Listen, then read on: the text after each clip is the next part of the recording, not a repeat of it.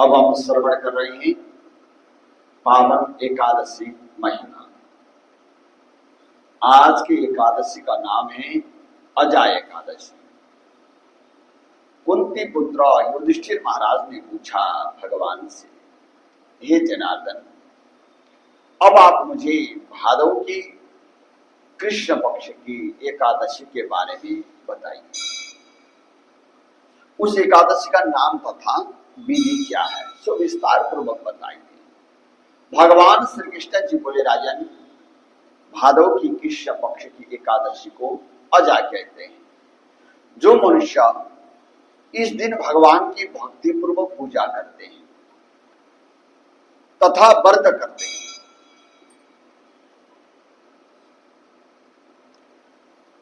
और उनके समस्त पाप नष्ट हो जाते हैं, इस लोक और परलोक में सहाय करने वाली इस एकादशी व्रत के समान विश्व में दूसरी एकादशी नहीं है, अथवा दूसरा व्रत कोई नहीं है। एकादशी सर्वोपरि है। हाँ, इस एकादशी की कथा हम बताते हैं, आप सुनिए।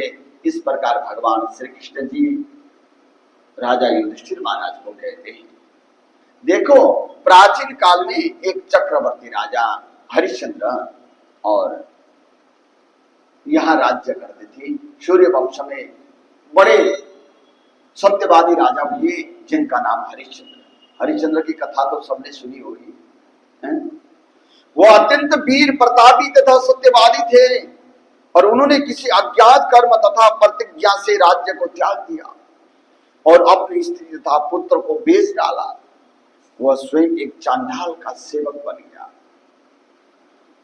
बन गए और उन्होंने इस चांडाल के यहाँ कफन लेने का कार्य किया, परंतु उन्होंने इस आपत्ति के कार्य में भी सत्य को नहीं छोड़ा। थोड़ा सा संकट आ जाता है, हम लोग अपने कर्तव्य को भूल जाते हैं। थोड़ी सी निर्धनता क्या आ गई, हमने अपने नियम को छोड़ दिया। थोड़ी सी कष्ट आ गई छोटी सी, तो हमने बड़े बड़े नियम को तोड़ दिया। परंतु राजा हरिश्चंद्र ने ऐसा नहीं किया और उन्होंने अपने सत्य को नहीं छोड़ा। और जब इस प्रकार रहती हुई उनके बहुत वर्ष व्यतीत हो गई, बहुत समय व्यतीत हो गया, और तो उसे अपने इस नीच कर्म पर बड़ा दुख हुआ। बोले, मैं नीच कर्म करता हूं, मैं कफन देने का कार्य करता हूं, मैं तो राजा हूं और राजघराने का हूं, मेरे पास धन संपत्ति किसी चीज की कोई कमी नहीं थी। आज मैंने दुर्भाग्यवश ये कफन देने का कार्य, सबसे नीच कार्य करता हूं। वैसे ही जन्मना जायते शूद्र कर्मणा द्विजोच्यते। जन्म से हर कोई शूद्र होके आए। एक वैदिक काल था हमारे भारतीय संस्कृति में, वैदिक काल हुआ।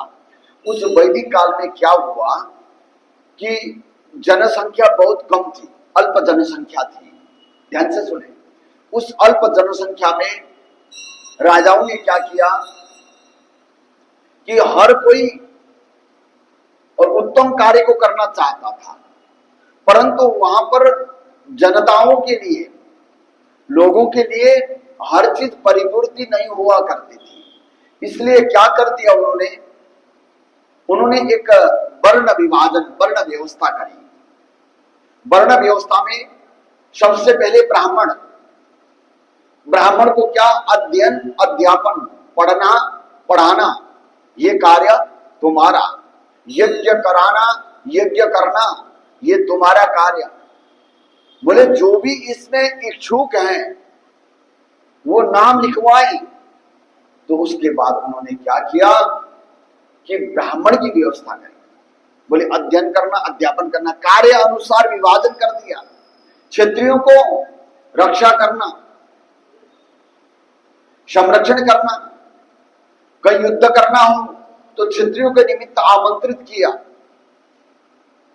और वैश्य व्यापार के लिए अथवा कोई भी चीज की कमी होती है, परिपूर्ति करने का काम उनका था। साथ में कृषि कार्य, और हमारी जो इकोनॉमी है वो कृषि में आधारित है। अगर कृषि नहीं होगा तो हमारा जो इकोनॉमी है वो कम हो जाता।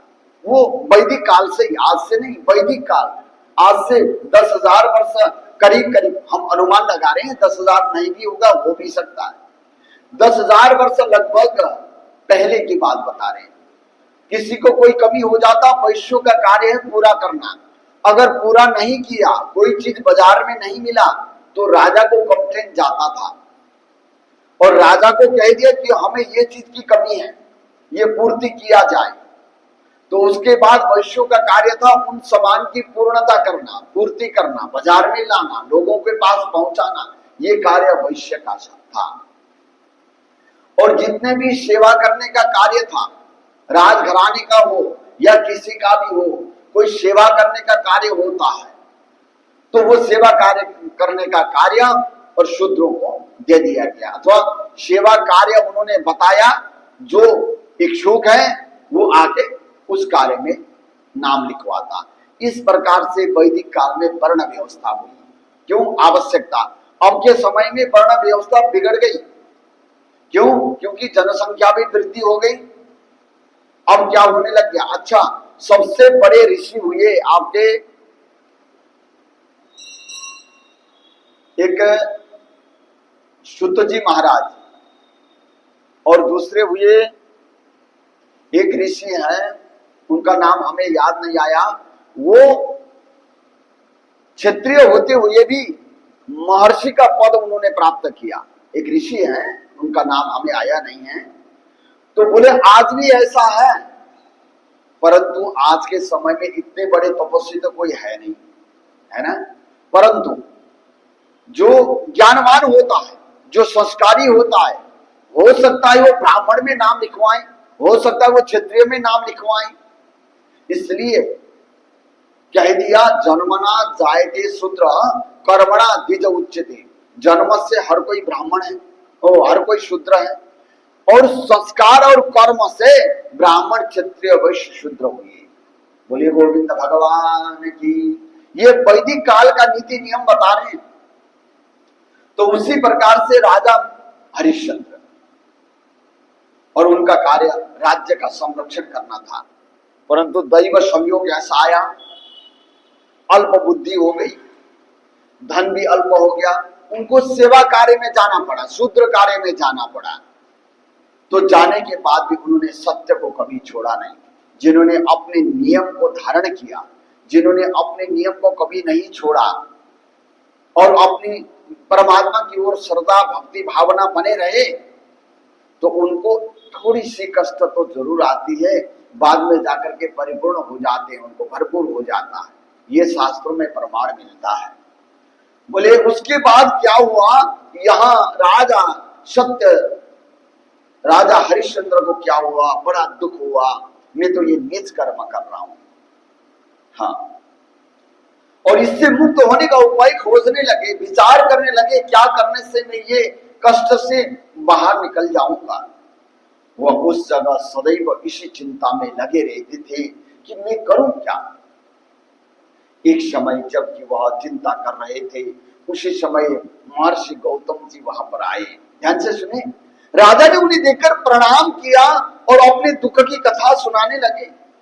महर्षि गौतम राजा के दुख से पूर्ण वाक्यों को सुनकर अत्यंत दुखी हुए और राजा से बोले कि राजन, भादव के कृष्ण पक्ष में अजा नाम की एकादशी होती है। हाँ, एकादशी का विधि पूर्वक व्रत करो और तथा रात्रि जागरण करना, और इससे तुम्हारे समस्त पाप नष्ट हो जाएंगे। गौतम ऋषि राजा से इस प्रकार कहकर अंतर्धान हो गए। राजन, यह सब अजा एकादशी के व्रत का प्रभाव था। जो मनुष्य इस व्रत को विधि पूर्वक करते हैं तथा रात्रि जागरण करते हैं, उनका समस्त पाप नष्ट हो जाते हैं। उसी प्रकार